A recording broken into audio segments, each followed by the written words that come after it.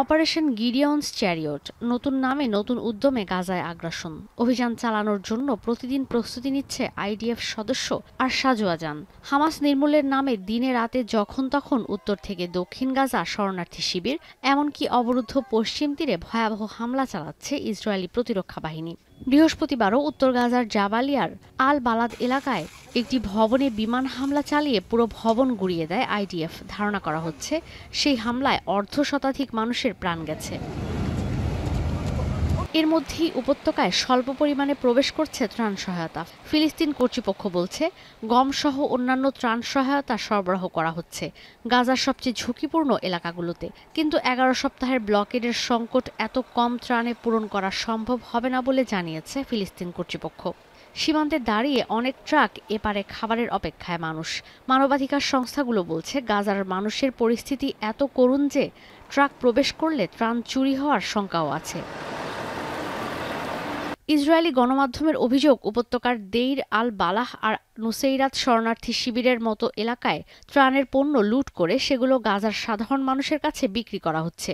Washington post বলছে বিশ্ব খাদ্য কর্মসূচির 15টি ত্রাণ বোঝাই ট্রাক চুরি হওয়ার অভিযোগ উঠেছে। চিকিৎসকরা বলছেন খাবারের অভাব আর দুর্ভিক্ষে সুস্থ বাচ্চারাও অসুস্থ হয়ে পড়ছে।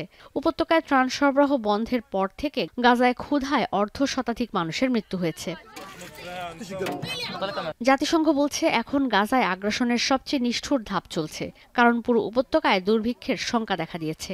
যদিও ইসরায়েলি প্রতিরক্ষা বাহিনীর দাবি গাজায় নিরবচ্ছিন্নভাবে ত্রাণ প্রবেশ করছে। বিশ্লেষকরা বলছেন শুধু খাবার নয়, আশ্রয় কেন্দ্র, চিকিৎসা সেবা, পুষ্টিহীন শিশুদের বিশেষ যত্ন এসবই প্রয়োজন এখন গাজার। আন্তর্জাতিক সব নিয়মনীতি ভঙ্গ করে উপত্যকায় ইসরায়েল আগ্রাসন চালাচ্ছে বলেও দাবি করা হয়। Dozens, if maybe 100 trucks make their way in over the last couple of days. It's just the very tip of what is required, right? We need 400, 500, 600 trucks moving a day. And not only do they need to be getting into Gaza, you need to be able to distribute them inside. So we saw over the last 24 hours at least one case where a World Food Program truck or convoy was looted. ফিলিস্তিনের স্বাধীনতাকামী সংগঠন Hamas বলছে যে ত্রাণ সহায়তা প্রবেশ করছে উপত্যকায় তা দিয়ে 1%-ও কম মানুষের প্রয়োজন মেটানো সম্ভব। এই গণহত্যাকে নতুন নাম দিয়ে এবার গাজার বাকি বেসামরিক অবকাঠামো শেষ করার পরিকল্পনা করছে ইসরায়েল। ঈশিতা ব্রহ্ম, এখন বিশ্ব। মাঠের অলরাউন্ডার আমি, আর ঘরের allrounder Tylox. Tylox toilet cleaner, clean মানেই টাইলক্স।